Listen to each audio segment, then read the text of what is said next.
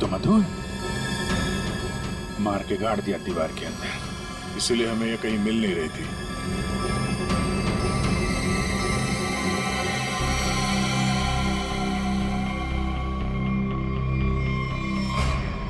Sir इसे भी हथौड़े से मारा। इसके सर पे भी वैसी ही चोट है जैसे करण के सर पे थी। यार ये जो कुछ भी हुआ है कल रात 8:30 बजे के बाद ही हुआ है। बारिश के दिनों में ये दीवार इतनी जल्दी सूख कैसे गई? इस दीवार के प्लास्टर को सुखाने के लिए कहीं से हीटर या इंडस्ट्रियल हीटर मंगाया होगा। सर अभी यहाँ पे रास्ते पे मोड़ पे मैंने एक वो जो इंडस्ट्रियल इक्विपमेंट भाड़े पे देते ना सर, उसकी दुकान देखी थी सर। जाके पता करो। वो नहीं है, बहुत चालाक, अच्छी प्लानिंग कर रखी थी। इसको मालूम था कि मधु यहाँ सामने वाले मकान में रहने आने वाली है। और यहाँ पे हैमरमैन होने का अफवाह फैला दिया ताकि शक उस पे नहीं हैमरमैन पे जाए। और तीनों फरार हैं, रमोला, विनय और कुमुद। सर मैंने इंडस्ट्रियल हीटर के सप्लायर के बारे में पता किया। इनको रमोला और विनो के बारे में बताया, इन्होंने ही सप्लाई किया था वो हीटर। अच्छा, अब जरा ये फोटो देखिए। यही माँ बेटे आए थे आपके पास? हाँ सर, ये तो मेरे बहुत पुराने ग्राहक हैं। पुराने ग्राहक? जी सर, वो मेरे पड़ोस वाली दुकान से नाटक का सामान लेते थे भाड़े पर। और सर ये कोई किराएदार नहीं है, ना ही माँ बेटे, एक नंबर के फ्रॉड हैं, फ्रॉड। अपने आप को एक्टर बताते हैं सर। आपको पता है ये दोनों कहाँ रहते हैं?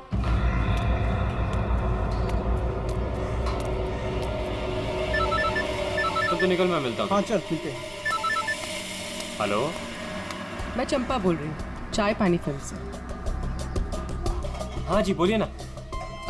आपकी एक्टिंग के इतने चर्चे सुने और आपका नंबर मुझे इतनी मुश्किल से मिला है।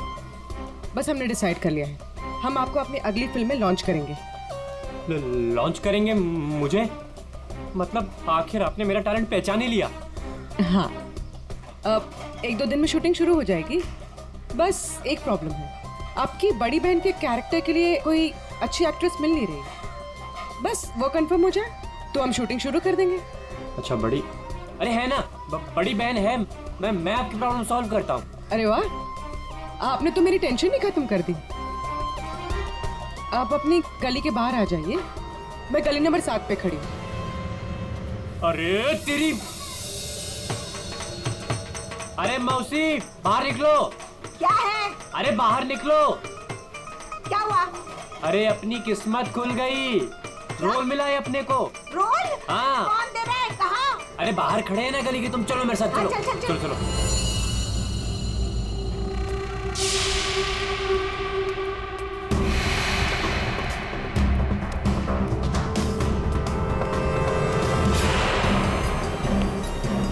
CID? हाँ CID। कहाँ जा रहा है? अच्छे मुजरिम का किरदार तो तुम लोगों ने निभा दिया, अब जरा एक अच्छे गवाह का किरदार भी निभाओ। अब ये बताओ कि कुमुद कहाँ है?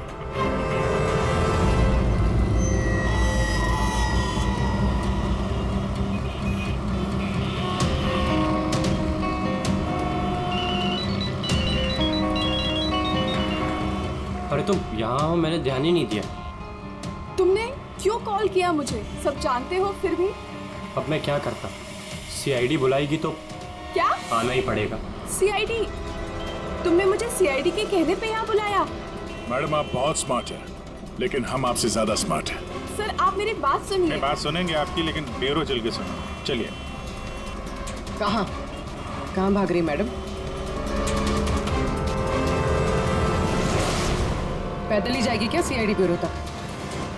गाड़ी लाए हम तुम्हारे। चल। और कितना इंतजार करना पड़ेगा? आखिर कोई बताता क्यों नहीं कि हुआ क्या है? जरूर बताएंगे आयशा जी, जरूर बताएंगे। लेकिन इससे पहले कि हम बताएं, तुम हमें बताओ कि हुआ क्या था। मैं? मतलब ये कि आप और मधु एक नए घर में शिफ्ट होती है, जहां पहले से ही कुछ गड़बड़ चल रही होती है। ऐसे में आप मधु को उस घर में छोड़कर अपने किसी कजिन के घर चली जाती हैं और तो और अपना मोबाइल फोन भी वहां रख के जाती है ताकि मधु तुमसे तो मदद ना मांगे। अजीब है ना? सर, मधु मेरी बहन जैसी थी। उसके साथ कुछ गलत करने के बारे में मैं सोच भी नहीं सकती हूँ। अच्छा, बहन जैसी थी? बहन तो नहीं थी ना? हाँ? अबीर, इस पूरे इन्वेस्टिगेशन में किसी ने तुम पर एक बार भी शक नहीं किया, क्यों? जो भी पूछा उसके बारे में तुम्हें कुछ पता ही नहीं। और जब मधु का खून हुआ उससे ठीक पहले तुम्हारा मोबाइल फोन स्विच ऑफ। कोई तुम पर शक क्यों करेगा? सर, आप मुझ पर गलत इल्जाम लगा रहे हैं सर। मैं तो आयशा और मधु से सिर्फ 4 दिन पहले मिला था। मैं ऐसा क्यों करूंगा सर? और सर, मेरा फोन पानी में गिर गया था, इसके लिए वो स्विच ऑफ है। हाँ, पानी में गिर गया था, उसी झील के पानी में जहां से करण की डेड बॉडी मिली थी। सर, ये सारा प्लान तो विनय और अमोला ने सेट किया था। पैसों की लालच में ये दोनों इतना गिर गए कि इन्होंने अपने हाथ खून से रंग दिए, मधु को दीवार में चुनवा दिया। और सर, अभी भी यही आलाप राग रहे हैं कि हमने कुछ नहीं किया। सच में हमने कुछ नहीं किया है। ये लो, फिर वही राग। हाँ? फंस गए थे हम। आपको हाँ कहते तो भी फंसते और ना कहते तो भी फंसते। एक्टिंग करने हमें नहीं मालूम था इतना कुछ हो जाएगा। तो आप लोगों के हिसाब से मधु और करण का खून हम लोगों ने किया है? उन दोनों का खून तुम लोगों ने नहीं किया है, उन दोनों का खून किया है हैमरमैन ने। और वो हैमर हमारे पास है।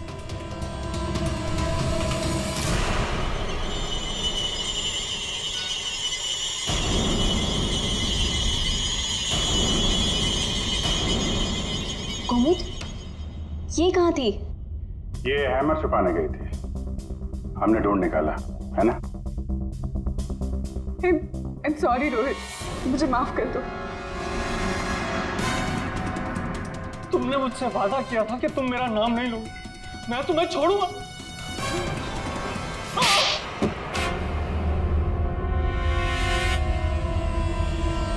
हाँ, मैं हूँ वहां मेरे। क्यों मारा तुमने उन दोनों को? वो दोनों तो तुम्हारे दोस्त थे ना? कोई दोस्त नहीं, कोई प्यार नहीं, वो दोनों धोखेबाज थे। मधु 5 साल से मेरी गर्लफ्रेंड थी और 5 मिनट में उसने मुझे लात मार दी उस करण के लिए। जानते हैं क्यों? क्योंकि उसके पास पैसा था और उसी समय मैंने डिसाइड किया कि मैं उससे बदला लूंगा, उन दोनों से। तुमने इसका साथ क्यों दिया? मैं रोहित से बहुत प्यार करती हूँ, मुझे उसका साथ देना पड़ा। तैयारी तो तगड़ी कर रखी थी तुमने। 3 महीने से प्लान कर रहा था मैं उन दोनों को एक दर्दनाक मौत मारने की। बस इंतजार कर रहा था। 3 महीने का इंतजार? किस चीज के लिए? सही वक्त का इंतजार।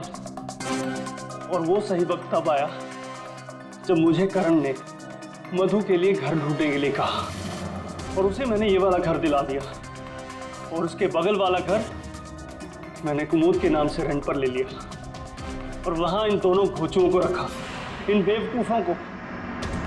और हैमरमैन बनने का प्लान बनाया। बन गए हैमरमैन ताकि तुम पर कोई शक न करे। हाँ, मानना तो मैं करण को भी चाहता था, लेकिन उस रात नहीं। उस रात मैं सिर्फ मधु को मारने आया था। मैं हैमरमैन बनकर मधु के घर में घुस गया।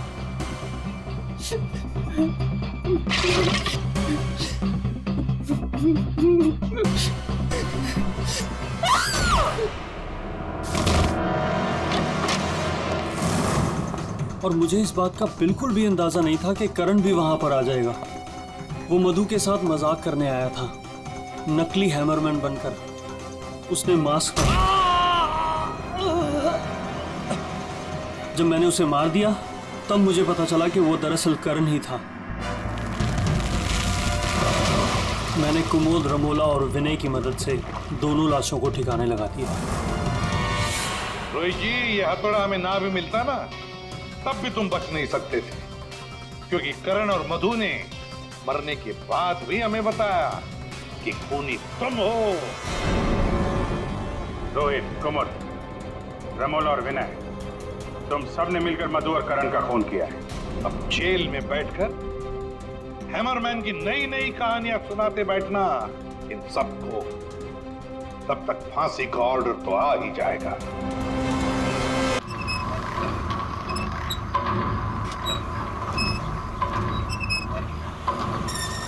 ओह माय गॉड यार, ये जगह कितनी सुंदर है।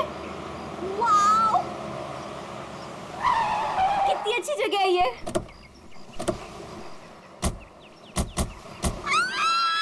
यहाँ मैं और आयशा रहेंगे। वाओ, थैंक्स करण। इतना तो मैं कर सकता हूँ ना तुम लोग के लिए। अब तुम्हें और आयशा को उस सड़े हॉस्टल में रहने की कोई जरूरत नहीं। बिल्कुल सही कहा करण। वैसे करण, मधु, मुझे लगता है ना कि जिस दिन तुम्हारी और मधु की शादी हो जाएगी ना, उस दिन तुम तो मधु को पूरा के पूरा मोहल्ला ही गिफ्ट में दे देने वाले हो।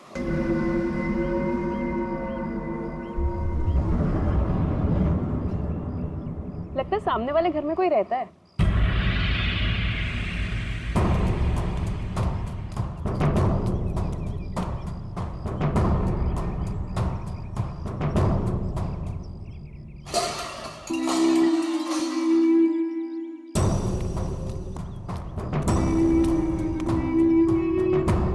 हाय, आई एम मधु।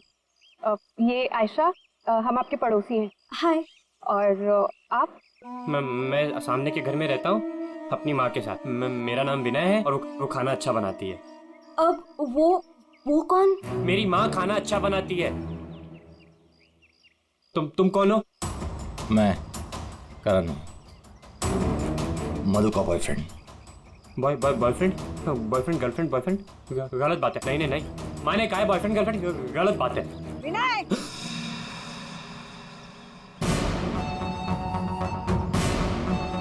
घर में चलो। कितनी बार मना किया है कि अजनबियों से मत बात किया करो। आ रहा हूँ ना। देखो, वो मेरी माँ है, उनको नमस्ते करो। अरे नमस्ते करो उनको। इधर आओ, इधर आओ। अंदर चलो। आ रहा हूँ। सुनो, 8 बजने से पहले घर के अंदर चले जाना, ठीक है? क्योंकि 8 बजने के बाद ना वो आ जाता है। वो कौन? हैमरमैन। लेकिन याद रखना, दरवाजे खोलना मत।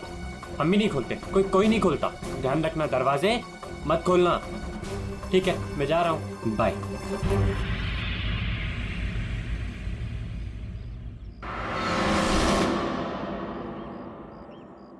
दिमाग खराब है इसका यार। इसकी माँ से बांध कर क्यों नहीं रखती है? क्योंकि उसकी माँ भी तो उसकी तरह अजीब ही है एक्चुअली। चलो सामान रखते हैं। यू आर ऑलराइट ना? या, I am fine.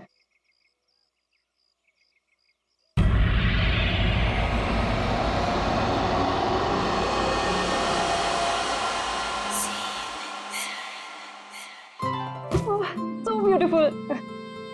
Thanks Karan. You really love me. अच्छा गाइस, सुनो ना, हम ना यहाँ पर एक गेट टुगेदर पार्टी करते हैं। What say? हाँ, कुछ भी करो यार, ये घर तुम्हारा ही है। और ये रही घर की चाबियां। एक सेकंड, एक चाबी मैं रख लेता हूँ, क्या पता कब जरूरत पड़ जाए। आयशा, एक चाबी तुम भी रख लो। ये लो। थैंक्स।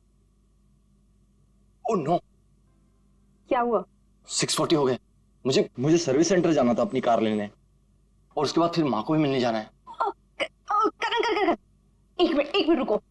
मुझे रास्ते में अपनी कजिन क्या ड्रॉप कर दोगे? वो प्रोजेक्ट कंप्लीट करना है मुझे। अरे तुम मेरे साथ चलोगी तो मधु का ख्याल कौन रखेगा? करण, मैं अपने घर में हूँ, जंगल में नहीं हूँ। तुम आयशा को लेकर जाओ, don't worry, I will be fine. Are you sure? Yes. Thanks Madhu. लेकिन मधु, अंदर से दरवाजा बहुत अच्छे से बंद कर लेना। ओके, ठीक है, चलो बाय।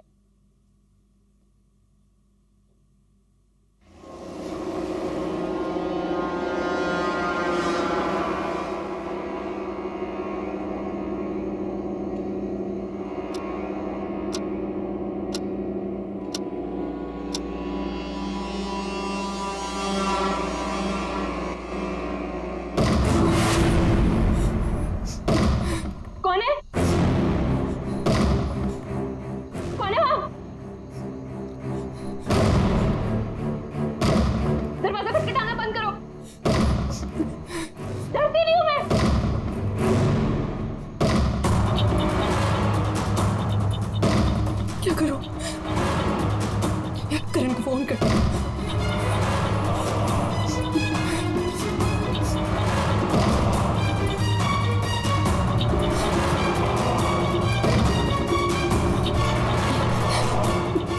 फोन स्विच ऑफ जा रहा है।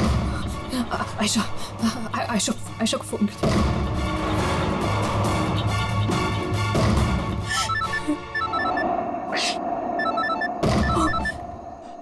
अब क्या करूं? अंधेरा करती हूँ।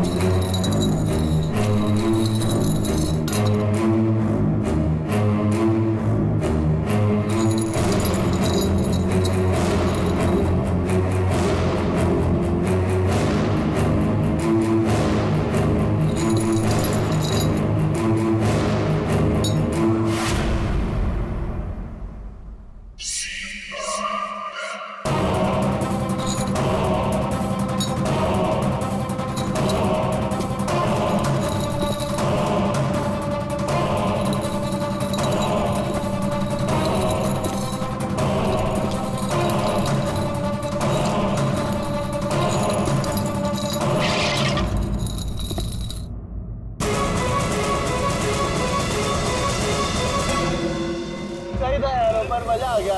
कल रात को तो क्या मस्ती मारी यार। अरे पूछो मत यार, मजा आ गया था। बस बस बस रोक दो भैया, रोक। Thank you. अरे मधु ना आज मेरी जान ही ले लेने वाली है। एक तो मैं अपना फोन भूल गई, रात को घर भी नहीं आई। लगता है आज तो वो मुझे ना पक्का इस घर से निकाल ही देने वाली है। अरे अगर वो तुझे घर से निकाल देगी तो हम तुझे घर के अंदर फिर से डाल देंगे। क्यों अभी? ओहो मैडम, घर से तो तब निकलोगी जब घर के अंदर जाओगी। जाओ, डोरबेल बजाओ, मधु को लेके लंच पे जाना है, वीकेंड की प्लानिंग करनी है। गो फास्ट। जा रही हूँ। और जल्दी आओ।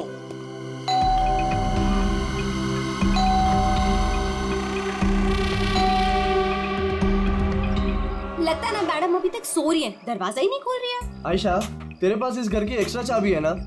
हाँ है। तो उस चाबी का क्या अचार डालेगी? जब चाबी है तो गेट खोलना, डोरबेल क्यों बजा रही है? हाँ मैं भी ना बिल्कुल पागल हूँ।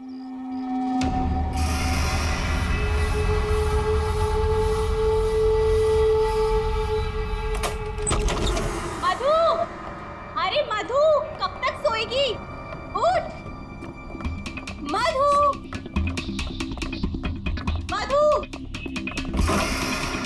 मधु, अरे उधर देखो यार।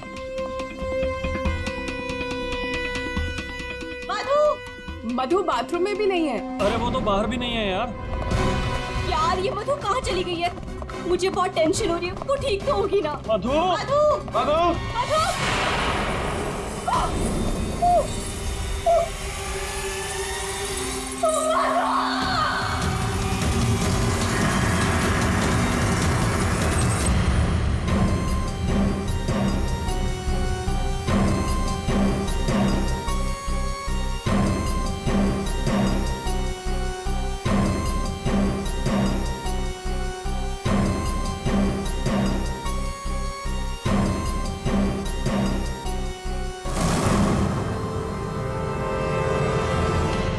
अभिजीत,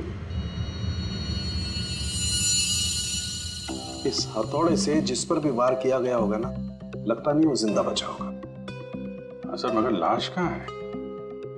उन्हीं लाश ले गया और ये हैमर यहीं छोड़ गया। और हथौड़ा भी ऐसा जिस पर कहीं कोई फिंगरप्रिंट के निशान नहीं। और सर यहाँ पे तो कोई तोड़फोड़ भी नहीं मची हुई है, सब चीज अपने जगह पे। और दरवाजे का लॉक भी सही सलामत है, कोई फोर्स एंट्री नहीं है। और मधु के दोस्त भी बता रहे थे जब वो लोग अंदर आए तो ये दरवाजा खुला हुआ था। शायद खूनी के पास डुप्लीकेट चाबी होगी। दरवाजा खोल के अंदर आया, मधु के सिर पे हथौड़ा मारा और गायब। मगर यहाँ खून के छींटे भी नहीं दिख रहे। हथौड़ा मारा तो खून तो बहना चाहिए ना? शायद खून साफ कर दिया होगा। सिर्फ मधु ही यहाँ पे थी या कोई और भी था? नहीं सर, मधु इस घर में अकेली थी। इस घर की चाबी और किस किस के पास रहती है? सर ये सवाल आपको करण से पूछना चाहिए सर। क्यों? करण से ही क्यों? करण ने घर आयशा और मधु के लिए लिया था। तो सर एक चाबी करण के पास भी थी। मधु और आयशा के लिए करण ने घर लिया था, क्यों? मधु करण की गर्लफ्रेंड थी सर। कल रात आयशा तुम कहाँ थी? सर वो कल रात मैं अपने कजिन को मिलने गई थी। वापस आना था तो लगेज यही छोड़कर गई थी, पर लेट हो गया था, सोचा कॉल कर मधु को सब बता दूं। पर अपना फोन भी यही भूल गई थी सर। जरा इस करण का फोन नंबर देना।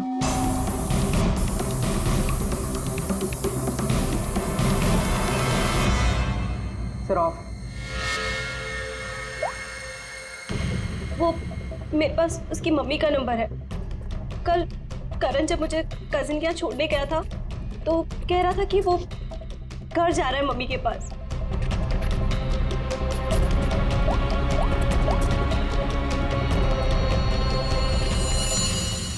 हेलो आंटी, करण है?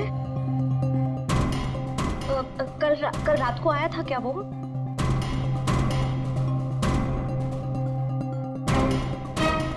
नहीं आंटी, कुछ नहीं, हो सकता है मधु के यहाँ गया हो। मैं आपको बाद में कॉल करती हूँ।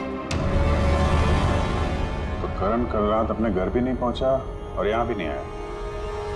सर मुझे आपको एक बात बतानी थी। वो हमारे नेबर्स जो है ना, उन्होंने कहा था कि यहाँ पर एक हैमरमैन आता है रात को। तो कहीं उसने तो कुछ नहीं कर दिया? हैमरमैन? किसने बताया तुम्हें? ये कौन है ये? नहीं बेटा, कोई आ रहा है। हाँ माँ, कोई याद हो रहा है।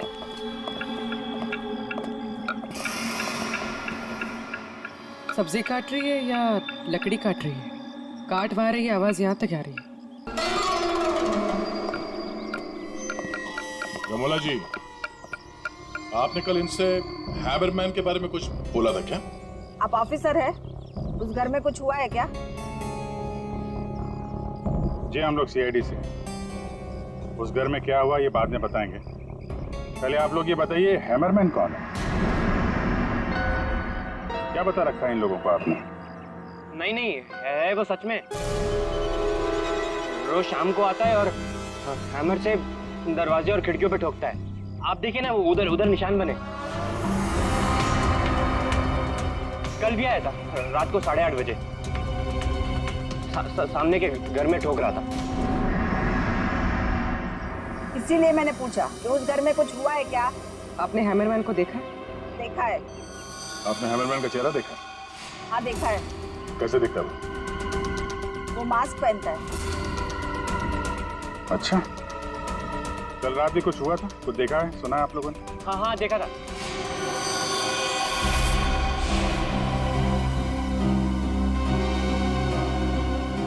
रमोला जी, अभी आंख दिखाने से कोई फायदा नहीं।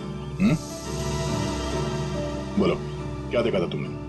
कल रात 8:30 बजे मैंने खिड़की से देखा कि बस फिर मैंने नहीं देखा। माँ ने खिड़की बंद कर दी।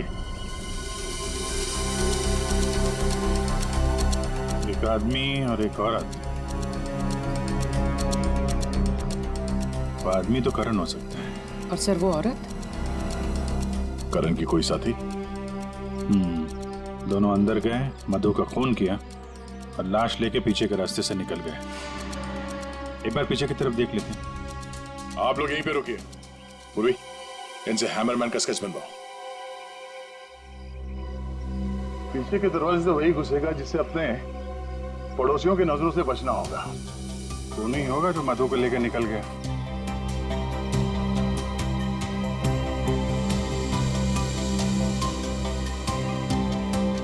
ऐसे कैसे हो सकता है कि कोई भी निशान नहीं छोड़ा? मधु को मार करके लेके गया तो भी कुछ ना कुछ तो छोड़ा होगा कोई।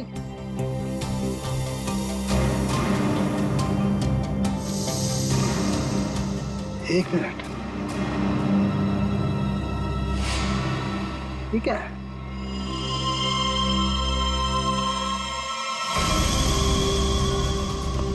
कुछ अलग से?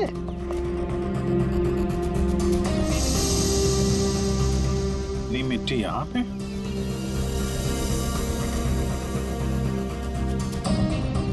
लगता है किसी ने यहाँ पे पैर वैर धुले हैं, इसलिए मिट्टी यहाँ पे है।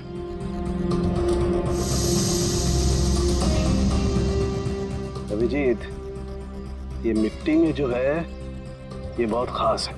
ये देखो, इस मिट्टी में एल्गी है। शैवाल? शैवाल एक तरीके की काई होती है, और ये काई यहाँ की मिट्टी में नहीं हो सकती। ये तो ऐसी मिट्टी में होगी जो पानी वाली जगह होगी, कोई तालाब, कोई झील, कुछ ऐसा। झील, तालाब? ये तालाब है जो मधु के घर से सबसे नजदीक।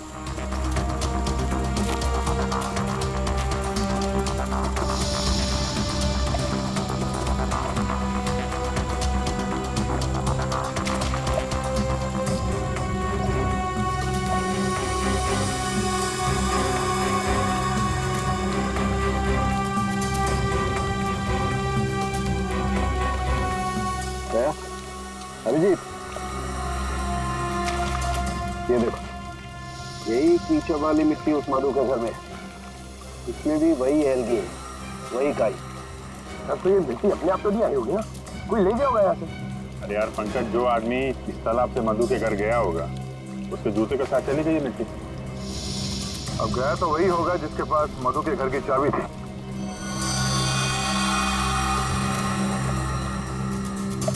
पर कौन गया होगा? अब चाहे वो हैमरमैन हो या फिर कोई और। हैमरमैन? ये हैमरमैन ने किया है क्या? काम तो उसी का ही लग रहा है। हाँ।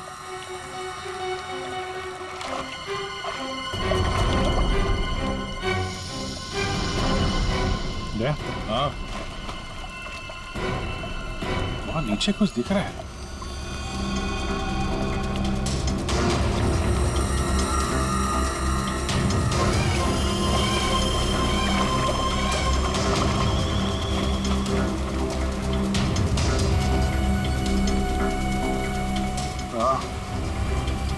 कुछ है तो सही वहां पर।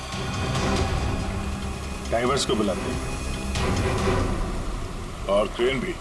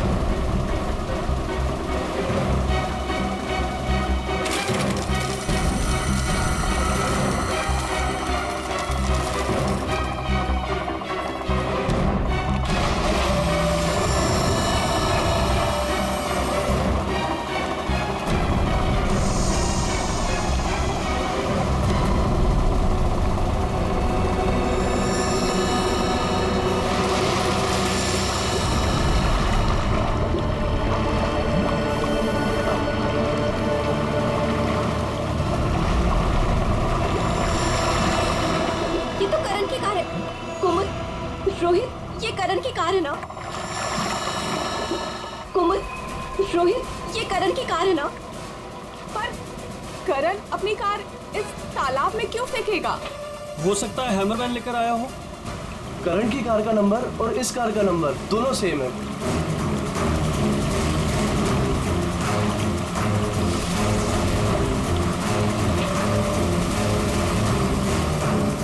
लेकिन ये कार यहाँ आई कैसे होगी?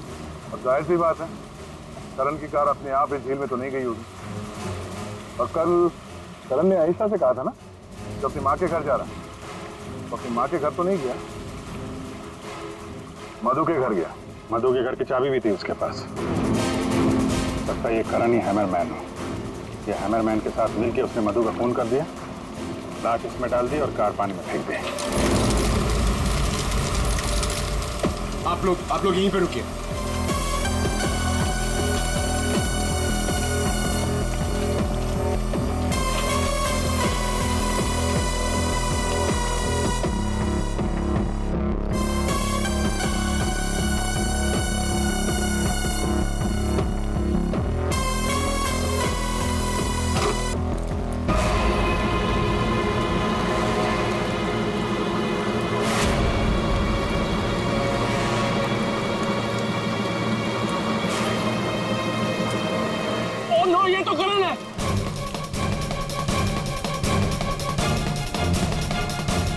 प्लीज प्लीज आगे मत जाइए।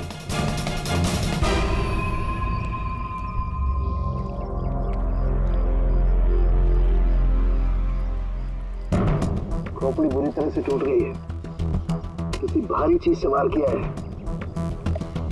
थोड़े से ही मारा होगा, हैमरमैन ने मारा है। सर मतलब हैमरमैन ने करण को मारकर लाश गाड़ी में डाल दी और गाड़ी तालाब में फेंक दी। फेंका नहीं पूर्वी, इधर ढलान पे धक्का दिया और गाड़ी सीधा झील में। सर मगर अगर गाड़ी को धक्का मार के वहां तालाब में डाला है तो फिर ये नॉर्मल पतला दुबला आदमी नहीं होगा सर, ये हैमरमैन बहुत तगड़ा होगा सर, हट्टा कट्टा। या फिर 2 लोग होंगे। अब ये करण तो मिल गया, मधु को ढूंढना है।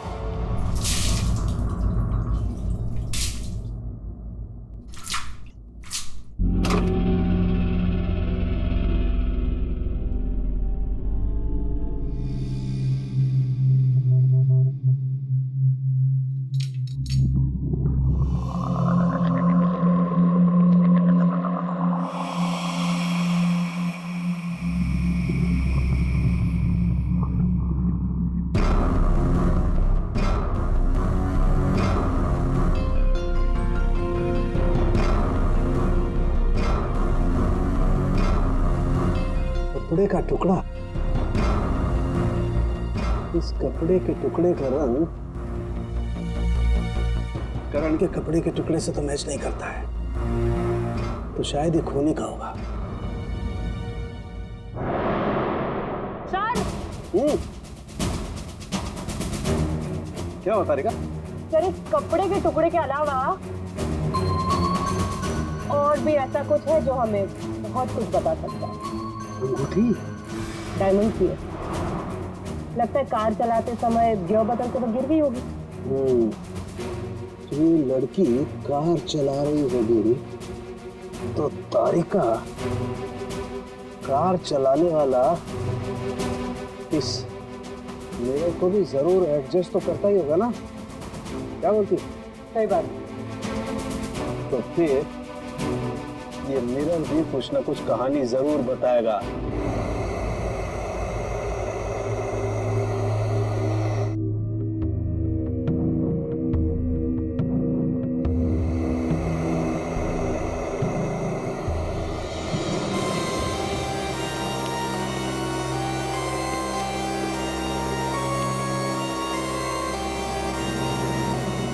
शीशे के बाल सुखा रहे हैं क्या?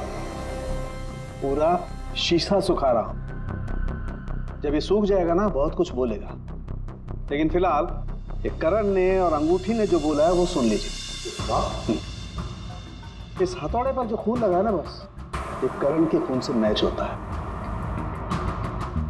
मधु के घर में करण की ही हत्या हुई।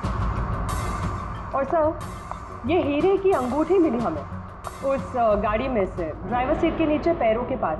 ये अंगूठी? ये तो मधु की है। हाँ सर, हमने मधु के घर से उसके कुछ फोटोग्राफ्स लिए थे, उसमें मधु ने यही अंगूठी पहन रखी। इसका मतलब वो कार झील तक मधु चला कर लाई और इसीलिए वो अंगूठी कार में गिर गई।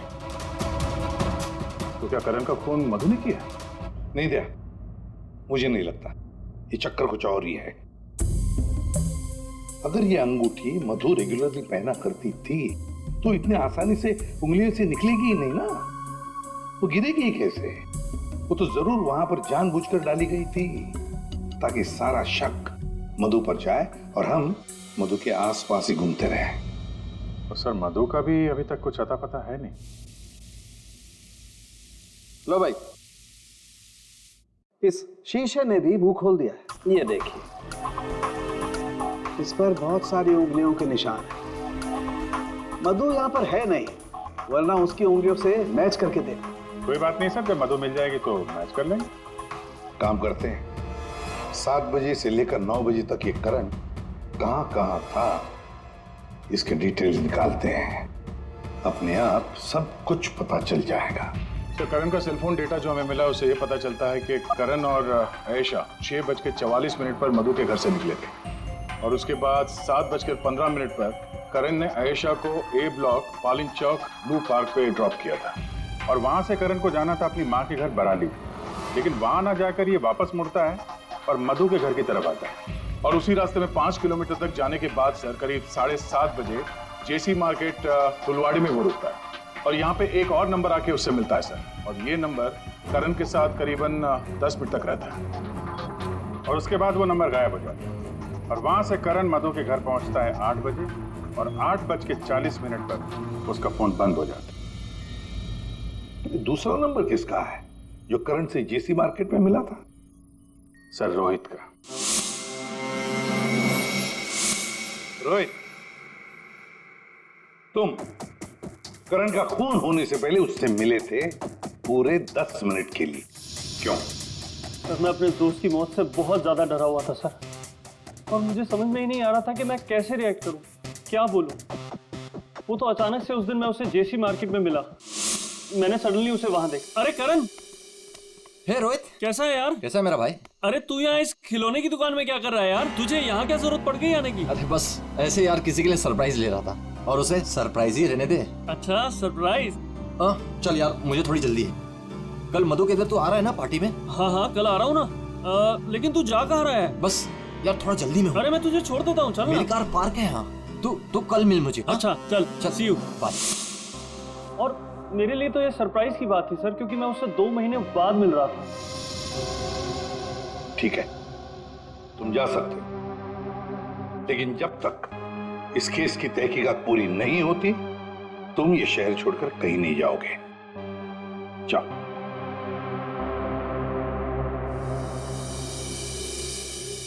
बड़ी अजीब बात है, ये करण अपनी मां से मिलने जाता है लेकिन वहां नहीं जाता है खिलौने की दुकान में।